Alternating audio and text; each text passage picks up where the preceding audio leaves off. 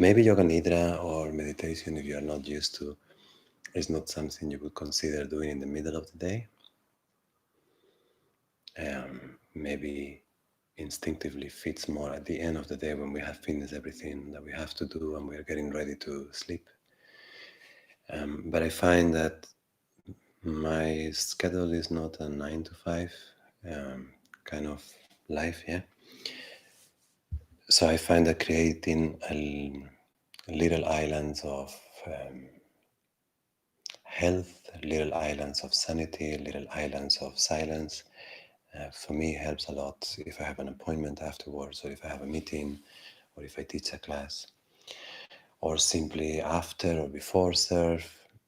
So it has become part of my life that at any time during the day, really, I might take 20 minutes or half an hour or an hour to do a little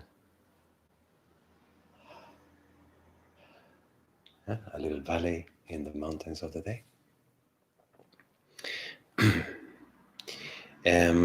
All you need is a comfortable place to be. You don't need a yoga mat. It can be a mattress, it can be a thick carpet, maybe a couple of cushions, and maybe a blanket, depending where you are living. It's super hot here, but some of you live in Europe, in the north of Europe, maybe a blanket. What else? Music. Yeah, I cannot put music. YouTube would take the video down, but you can. So if you want to have some nice, soft, nothing distracting, but something, yeah, you know what you like.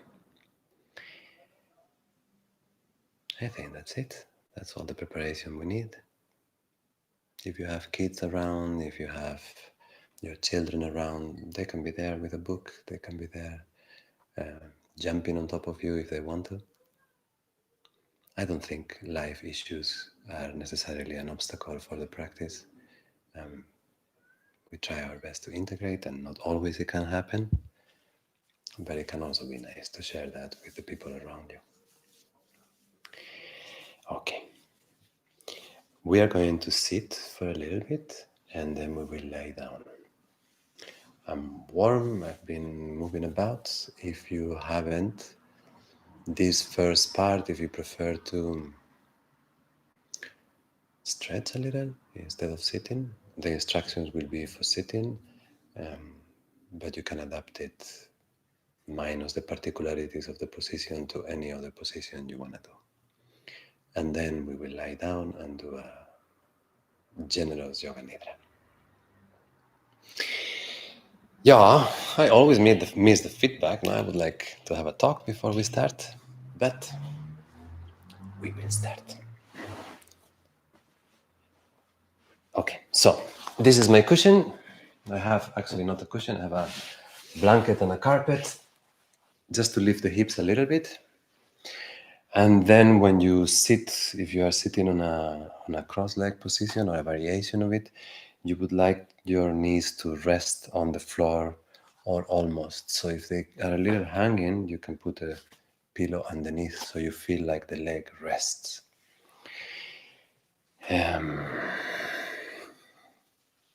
I like this position. I think I have said it. The glass. In other classes. You can sit cross-legged more like in a lotus or a half lotus placement, but this one gives you a really nice base. If you think of the triangle that is in contact on the floor, I need a little more contact here. Come on, hip. It's a very stable position and it's a little bit more accessible. And the only thing you need to do maybe is lift your seat a little higher. You could be kind of like this, even as high if you have enough cushions underneath. But make it comfortable. Sitting in itself is not easy in the beginning, so if you don't have a lot of practice, a lot of experience, really make your position very comfortable. And if you need to sit against a wall or against a cushion, it's not a problem. It's nice to have a sense of verticality in the spine independently. But if you're in pain, it's not a big deal really. Use support. I think I have to say it so I don't feel too self-conscious. I like to do this, take my buttocks a little back so I feel the sit bones on the seat.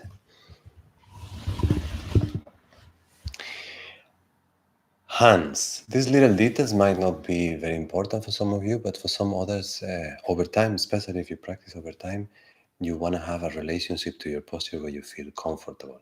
So find a comfortable place for your hands. I like in the legs, sometimes in the center. You choose whatever you feel like. Very, very open in the shoulders. There's a lift in the chest. There is a relaxation of the belly. And then you can choose to work with eyes closed or open. You certainly don't need to look at me anymore.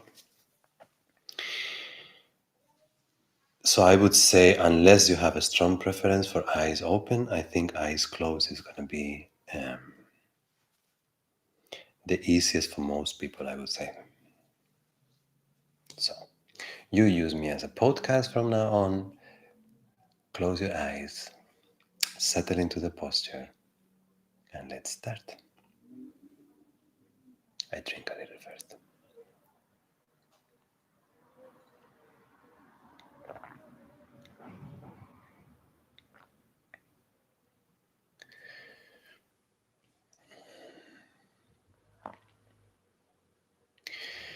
Unless you are really flexible in your hips, the position in itself is going to give you enough material to work, at least in the beginning. Throughout the whole sitting, but at least in the beginning.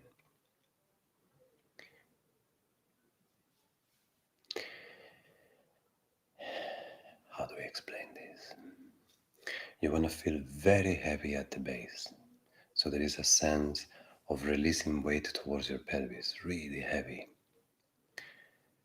Very stable on your sit bones, very stable on the part of the leg that is in contact with the floor.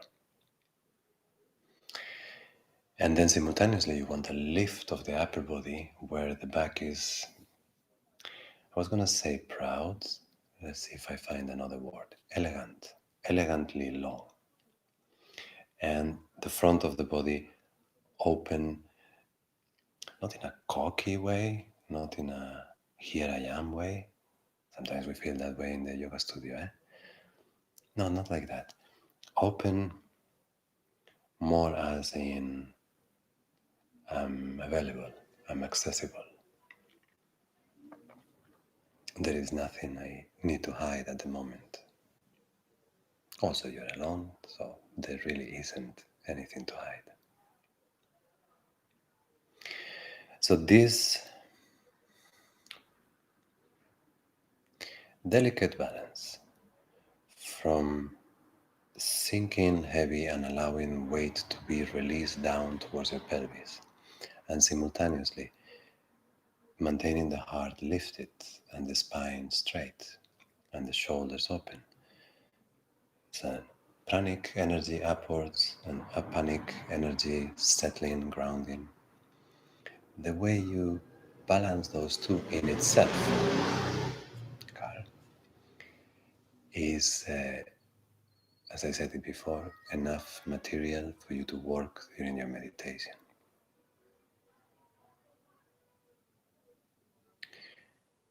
You know, when they talk about practice as the middle way,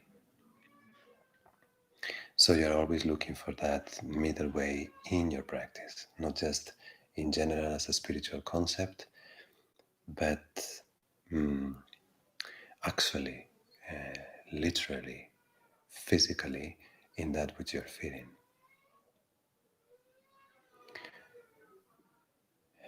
Grounding energy, lifting energy, kind of they feel like they move away from each other. Have you heard the translation yoga as union? So you have two seemingly opposing energies and you unite them. And you can apply the same to the attitude with which you approach meditation, the attitude of the meditator. You want to be present, you want to be alert and a little bit not on your toes. Maybe that's too much. But like you are trying to hear something without trying too much. So there is a softness around this alertness. There is a waiting without waiting. I was listening to a song from Damien Rice, Waiting Without Waiting. Once again, patience that doesn't leak into expectations, precarious balance. Yoga unites them. You are the yoga, putting those two even contradictory emotional colors, allowing them to coexist.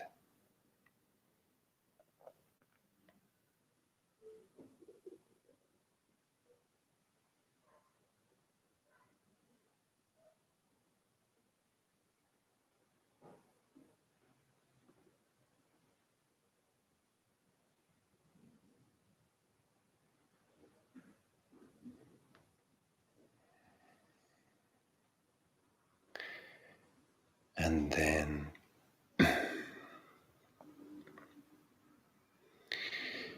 you want to give yourself to time rather than confront time. It's like you take yourself, you take your practice, and you give yourself to time. Time is now going to start working on you. Now, this seems almost like a spiritual contradiction. What about now?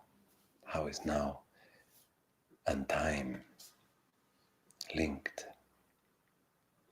You see, if you give yourself to time, if you make time not a problem, and you feel restlessness, you feel uncomfortable, you feel a little pain, you feel many thoughts, and for 1 second, all that is okay. But then you think, oh, I have to sit with this for 5 minutes, 10 minutes, half an hour with all that I have to do. Immediately when you do that, you start resenting time. You start resenting the fact there is a shortage of it. And therefore, you have to use it. You have to fill it up. You have to conquer time. Instead of that, if you give yourself to time, if you give the next 20 minutes and you think, I give myself to them, there's nothing else to do. Let time work on me. Because you remove time as an enemy figure, all of a sudden, this moment becomes accessible to you. By settling comfortably in patience, then after, before, you see, you stop that mental dialogue, and all of a sudden what is happening now begins to open, begins to become interesting, meaningful. So rather than trying to be present as if you were holding a drop, like a wave splashes on water, and as it's flying, you try to hold it in your hand, but it's impossible. Yeah, it's going to go back to the ocean. You can't hold the now like that. But you can sit back and allow now to come to you.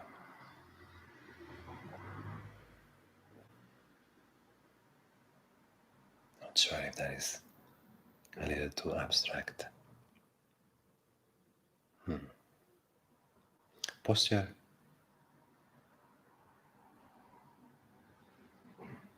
patience,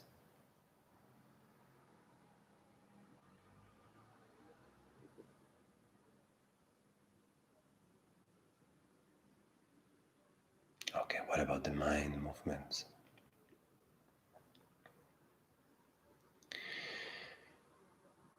What if we don't make them a problem the same as we did with time? What if we say it's okay that my mind moves? It's okay that my focal point oscillates. Can you see a version of yourself that settles there? That is not a problem that you think about your problems. And then maybe not a problem that you hear the neighbors flushing the toilet. And then not a problem, definitely not, that you feel the next breath or that pain in your back. Not a problem if you focus on a feeling of sadness or on a feeling of stress. Once again, by making not a problem the fact that the mind likes to move,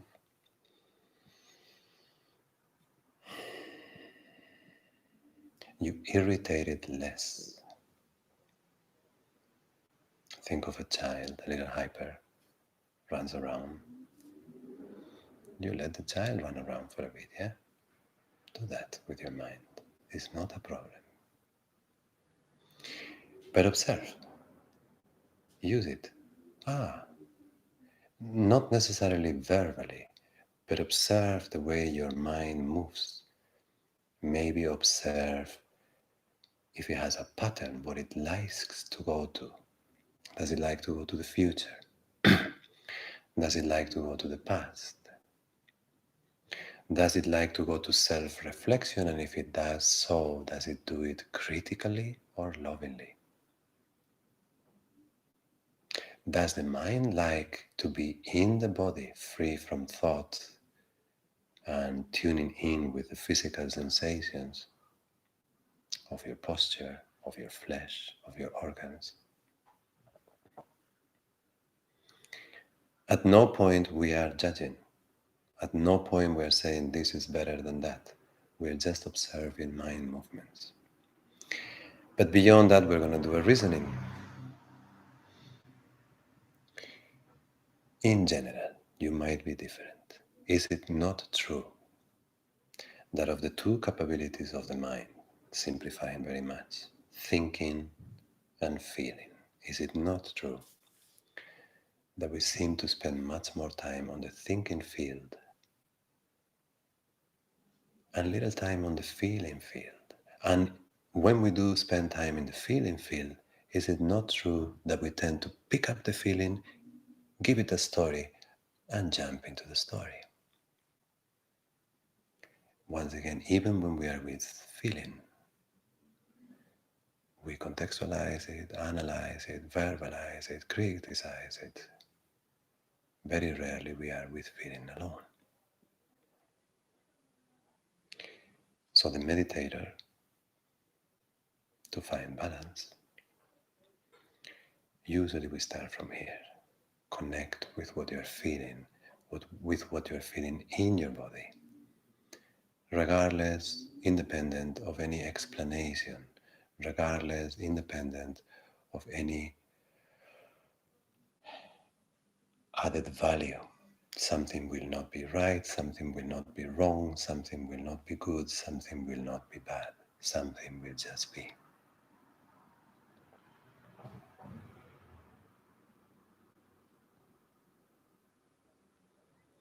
Where in the body? We are doing a short meditation. I'm not going to guide you through the whole body. You have your posture, you have your breath. I'll talk more when we lie down on the back. You have physical sensations that pop up here and there. If you were going for a long meditation, you would organize the observation and maybe journey through your body in order. But for a short 20-25 minute sitting, Settle in your posture. Settle in a feeling of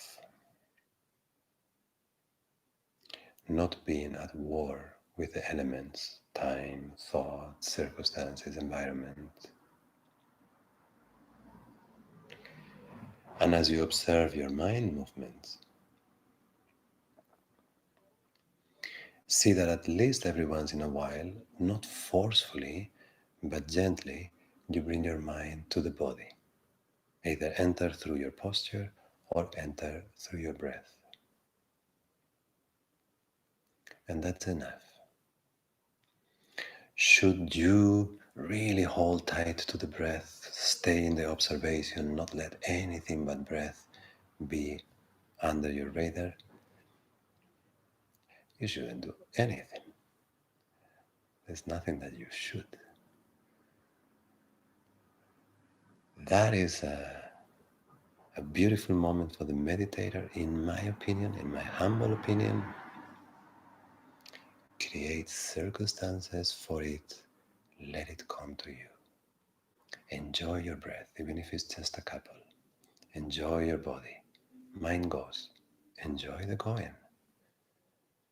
After a while, bring it back. Be consistent in your kind guiding of the mind towards your breath again and again. And what is going to happen is that that will create a habit rather than forcing or disciplining the mind to do what you want it to do. That'll come later. It's a bit more subtle than that. It's not so forceful.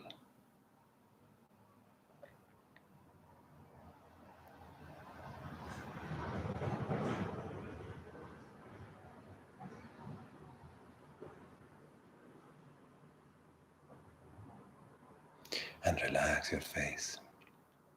Face, eyes, how do they say? Mirror of the soul. And yet, we can't help ourselves. We relate to our face by the way it looks from the outside,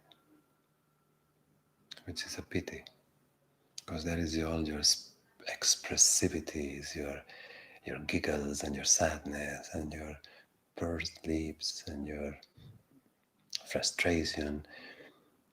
It's how we express ourselves. So I would, in meditation practice, go from the inside out, and rather than polish your facial expression, just relax, and whatever comes up, comes up. Some days, as you relax peacefully in your expression, there's a little sadness, or there's a little tiredness, or you're all over the place, restless, and you feel like bubbly in the face. But find that, once again, that feeling, like we said before, with the open chest, that there is nothing to hide, that there is no makeup.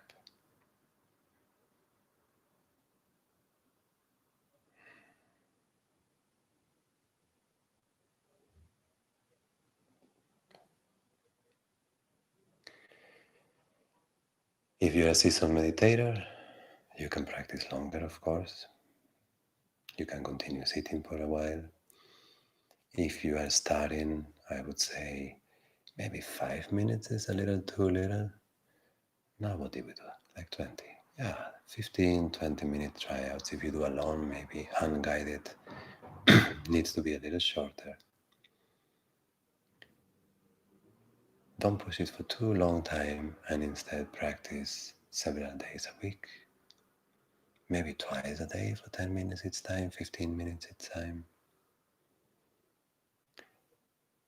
And at least for the first few weeks, first few months, try to stop before it becomes very frictional. Accept a little bit of friction, a little bit of restlessness, a little bit of pain. Don't be a baby. But when you feel that starting to create that harsher friction, I work on my surfboards with sanding paper. You have the grids. There's the very thin grid that has no friction, just very little to polish, and then you have this thick grid that you pass and creates a big dent on the foam. So when you feel this nagging, dragging, friction, at least in the beginning, stop. Keep enjoying your practice. It'll come. There'll come a time when even dealing with strong frictions is really interesting and pleasurable. But in the beginning, keep it on the small frictions. Ready for Yoga Nidra now. It's a fancy name to say we lay down but we don't fall asleep. So extend your legs. Actually, maybe we do a little softening after the sitting position. You can bend your knees and put the soles of the feet on the floor. Then bring your hips a little forward. We lie down. And then let your knees fall to the right for a little bit.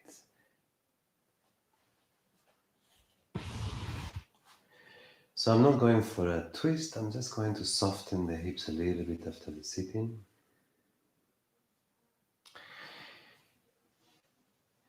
And feed now a little bit of breath towards the bottom of the torso.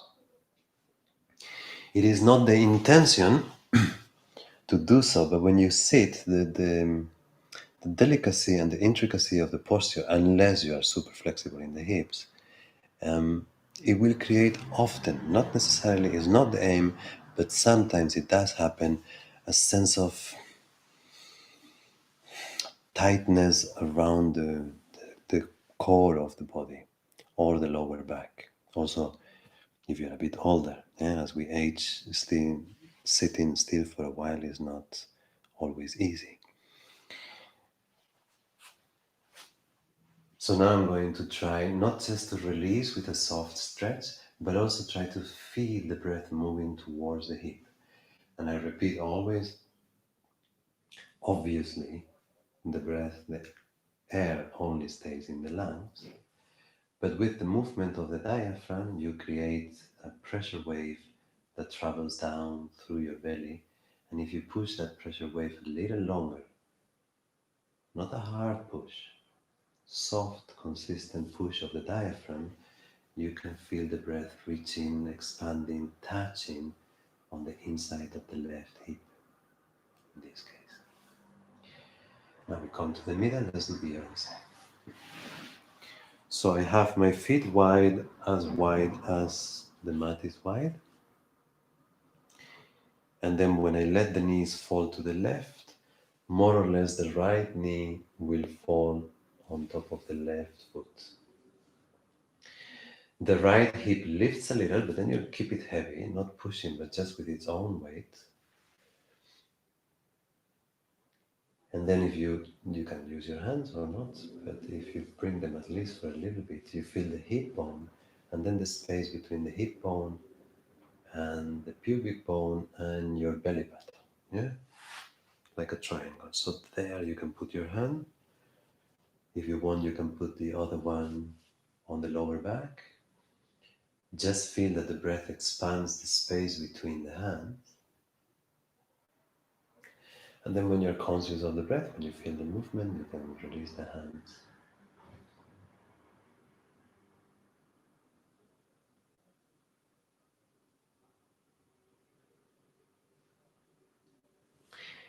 Same as before. Time in restorative, soft, meditative practices is like it doesn't exist.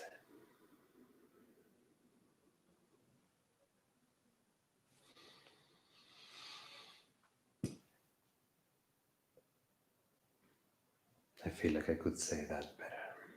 I don't know. Of course, at a certain point, the sensation, the feeling will tell you that you have had enough. But until that moment, time doesn't exist. Yeah, that's the feeling. You're in your breath, you're in what you feel. There's no craving for going somewhere else. There's no craving for it to feel better, really.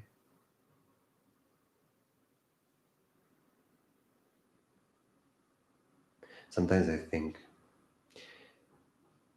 if everything was always amazing and there was no pain and yeah, we felt like $1,000,000 always, then we wouldn't do yoga, yeah? And it's so nice. So even when you encounter pain, think like, maybe because of you, I'm actually doing this practice. We come to the middle. Maybe take your knees up towards the chest. Rest the head again, rest the legs again in the frame that you created with your arms.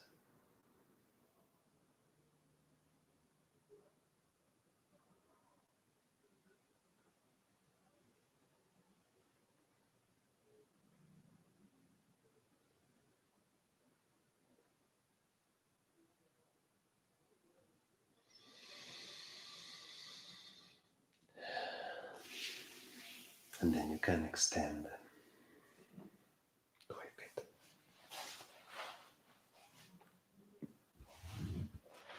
I'm gonna sit up to guide you, but let me be here for a second.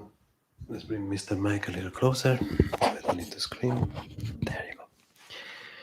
So what do I look in this position? Obviously, this is not a really hard one, eh? But still, you want to feel your hips are relaxed and your feet are falling out a little.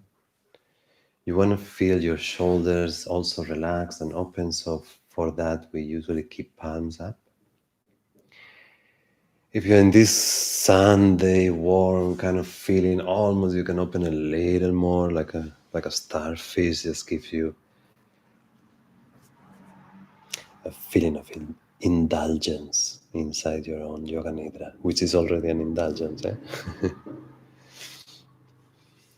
And then two little things. Maybe you want a blanket, but besides the blanket, I like to weigh, not always, it's not a must, but when I can, I like to weigh down my center with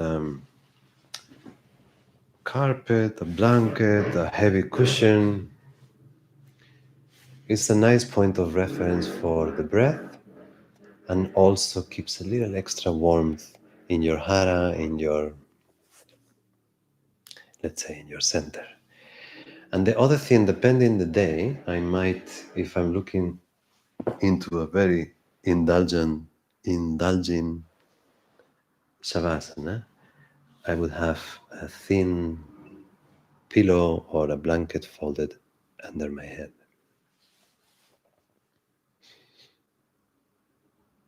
I think that's it. There's no more technicalities about this. If the place you are on is a little thicker than a yoga mat, it's actually better. And if it is warm, now you see me with the rubber mats.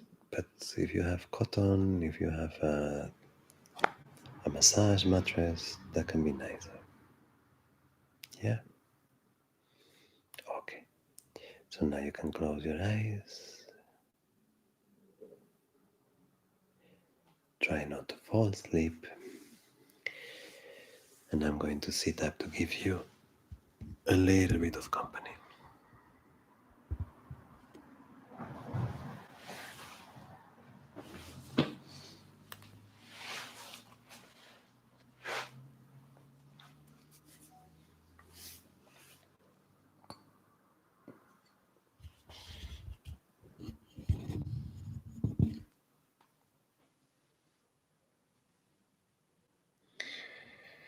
On a relaxation practice, your first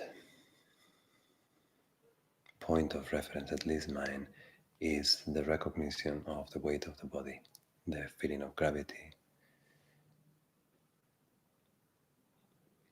Look, gravity is, sometimes I explain like this in class.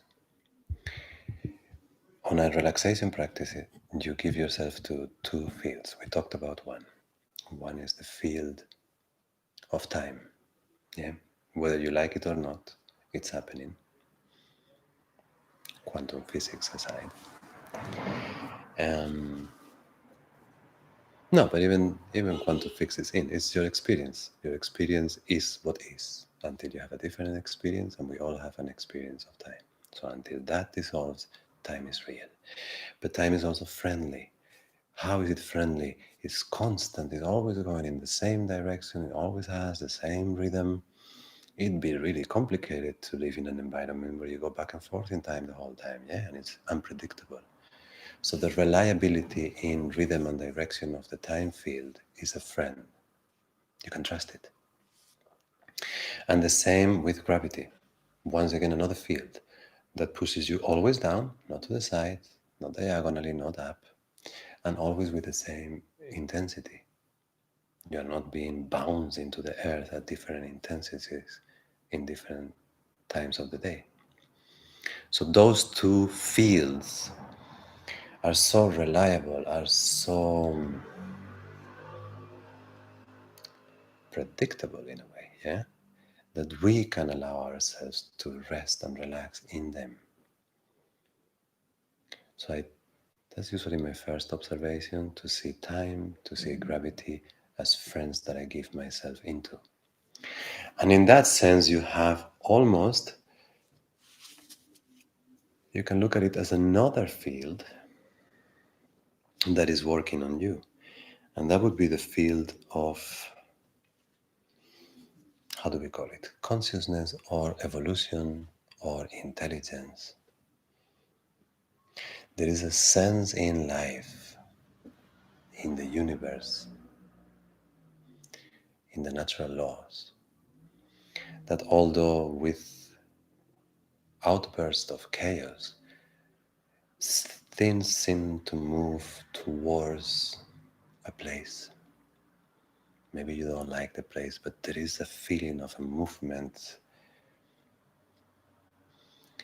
And the feeling, even we feel it in the process of life as we age, it's you get an opportunity to sharpen your intelligence, or maybe you can think of it as you get an opportunity for your intelligence to recognize itself.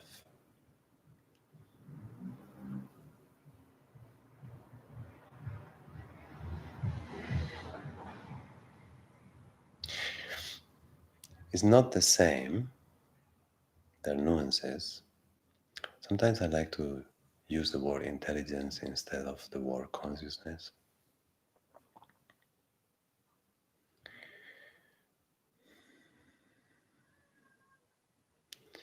There's a sense that nature is intelligent. There is a sense that life is intelligent. And even if we can be dumb as fuck, there is a sense that humans, they have a potential for seeing, for recognizing, for realizing, for understanding, even if that is non-verbal. So you can think of that as a field, the famous flow that the Buddhists like us to jump into, the going with the stream feeling. And that allows you to lay back and relax, because there's nothing you need to do. Yeah, you give yourself to time, you give yourself to gravity. You know there is an evolutionary process that is happening in you at the moment in those fields. So what shall we do? What shall we do as an actor in our Yoga Nidra practice? I'm sure you have heard, get yourself out of the way. A very obscure expression, a very obscure New Age expression.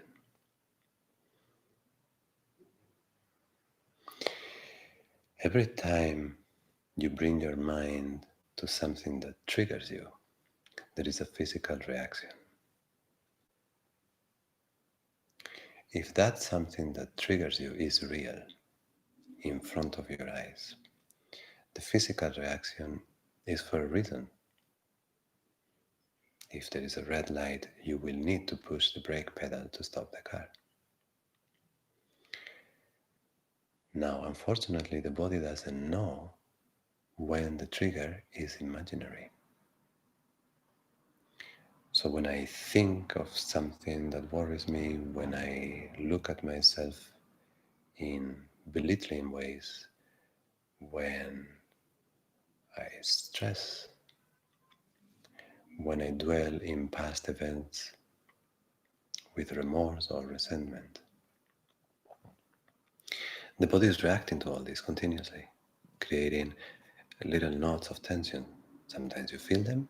When it's a big storm in your life, you feel, and sometimes you don't, they go undercurrent. So as we did before in meditation, we do not want, very important, to create an enemy out of our thinking patterns. Then we will just make them stronger. But we want to create a little bit of porosity, discontinuity, spaciousness in this thinking pattern by giving our attention something else to look at. Your breath, the weight of your body, the physical sensations in the body, and now make it yours. Do you have in your body a place that hurts? Do you have in your body a place that feels strategic, conflictive? Do you have a history of illness with a particular organ or a structural deviation that has come with you over time? Now bring your attention there. See how the breath moves that area. See how the breath nurtures that area. See how the breath creates the possibility for movement in that area. Now you might ask yourself, how is this getting myself out of the way? Now I'm just thinking about a problem. No, you're not thinking about a problem. You're using an existing point of reference to change your habit pattern and relate to that existing point of reference from a place of love and a place of clarity, a calm place. Why choose a place with a problem? Because we love our problems. You don't need to, you can choose any other place. But as a hook to your mind, if you start your body observation for a very neutral point, you are likely to lose interest. But if you start your observation from a place that you have a relationship with already, your interest is going to increase. But don't get stuck there. You go back to your breath. Breath will be our home. In whichever observation we do, we will go back to breath. One breath, two breaths, natural breath, a little longer breath. I'm not going to bring you to breathing exercises. You can always slow down the breath a little. Work more. I work more with the feeling, with the intention, and then breath softens by itself. Once breath is soft, I might go into breathing exercises. But you do not need to approach the breath as an exercise to feel a release in the breath.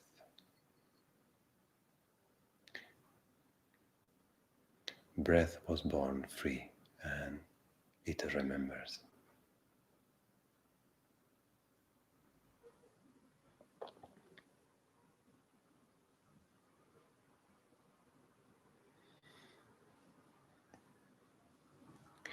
And then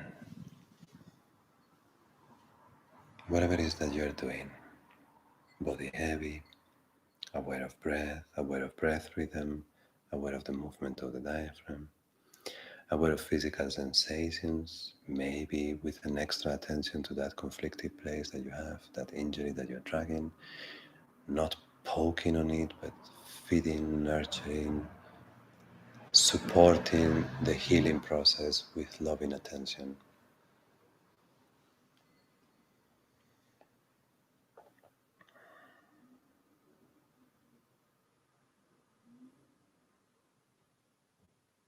And then see if you can feel this. There is a habit in the mind to see things as solid realities, and we extend that to our processes.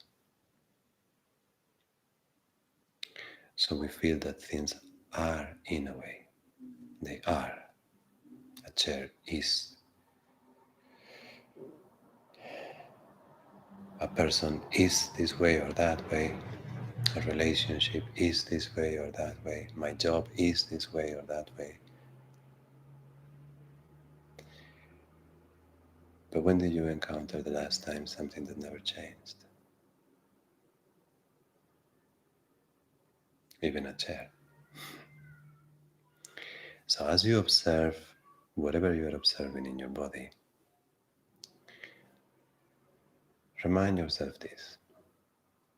I'm not going to observe you, I'm going to observe the way you are changing. I'm going to observe the events in my body not as a thing, but as a verb, as an event, as an unfolding.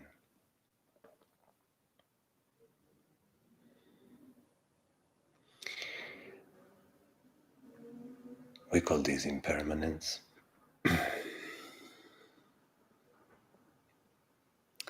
And nobody likes it. Impermanence reminds us that we will die, that we will lose everything we have, that you cannot hold on to this life reality, and that it is like the water I said before, running in between your fingers.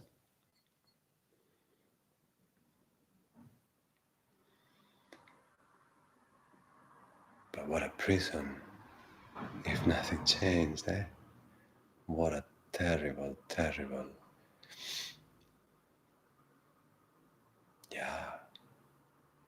imprisonment.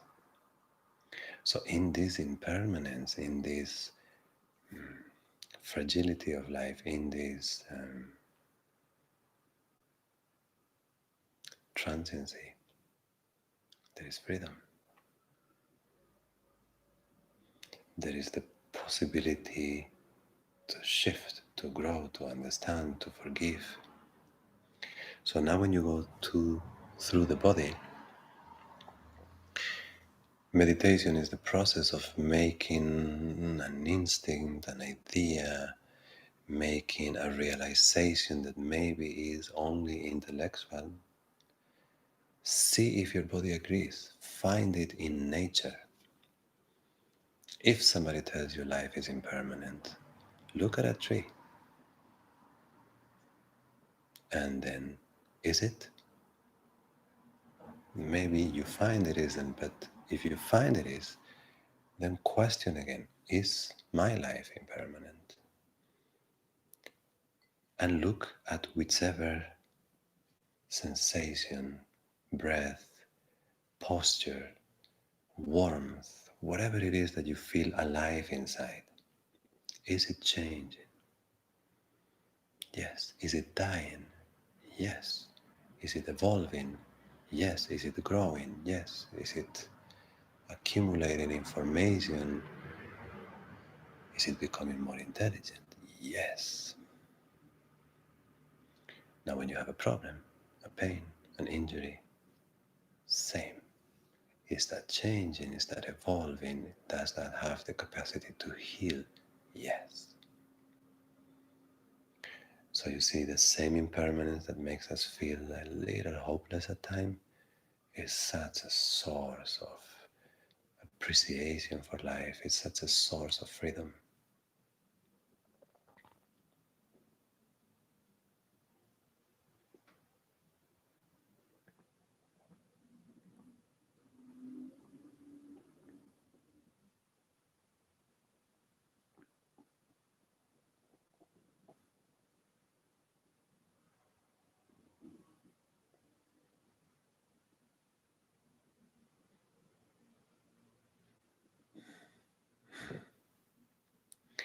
I got a little quiet. I feel my intestines agreeing with impermanence, movement. And that's another thing. Now, I was going to put the mic on my belly, but now when you're laying down, this is something very important for the meditator, very useful. When you guide observation, guide attention in the body, one of your working points is going to be what is the color, what is the intention, what is the feeling behind that attention. It can be critical, can be inquisitive, can be curious. When the attention is curious but non-critical, when it's like, let me be with you, my friend. And you go to your belly and you say, hello, belly. You don't need to say this in words, but the attitude. Let me see how you feel. I'm going to give you company. I'm going to give you care. I'm going to spend 5 minutes with you. When the Creator, when you, capital U, is at home, the body is so happy, is so happy. The body misses us so much that when we go into our body with a non-judgmental attitude, starts to move, starts to open things, like my intestines now. In a muscle, you might feel it tweaking. In a contraction, you might feel it vibrating. So without verbalizing, without explaining yourself why or how, see that when in your practice, your mind color seems that allows for movement, you're going in the right direction. When in your practice you feel that your mind color holds on tight, tightens something up, then you're resisting, you're creating obstacles to yourself. And it's not so clear. It's like, when you're moving in the driving school, they put you a ball that you have to move in through a road. It's like a computer game, and you have to be careful not to touch the walls. Yeah. So sometimes in your meditation practice, it's a little bit like that. You go a little bit towards criticism, back to center. You get a little self-complacent. It's so nice that you start to fall asleep, a little to center. So you're maintaining this middle way between completely disappearing and becoming too tight on your necessity to control your focus strongly. So you are balancing the two energies kind of in the middle. Fall back to your breath, back to the body. Recognize your posture. Think a little. Remember a little. Plan a little. Not too long. Go back to your body. Get a little drowsy. Almost fall asleep, but don't fall asleep. Go back to your body. That is what you're doing. Besides that, besides managing attention and attention color, there's nothing you need to do. Life is unfolding inside of you, whether you like it or not, and life is taking you to a more compassionate, more intelligent. No.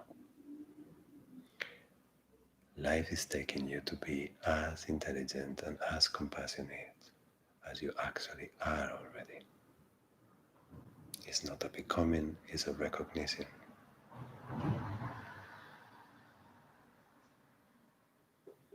So because that is happening, because gravity is helping, because time is helping, because evolution is helping, and because it's Sunday at noon and you got lucky enough to have some time for yourself, for all that, including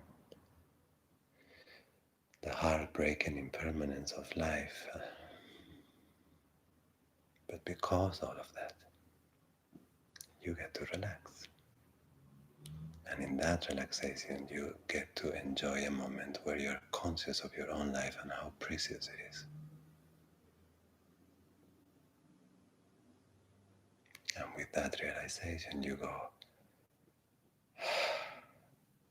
and you smile a little.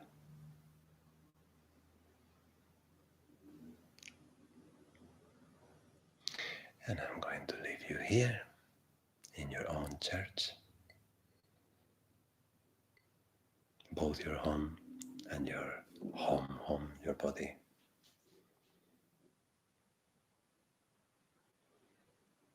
Have a beautiful Sunday. I'll see you next week.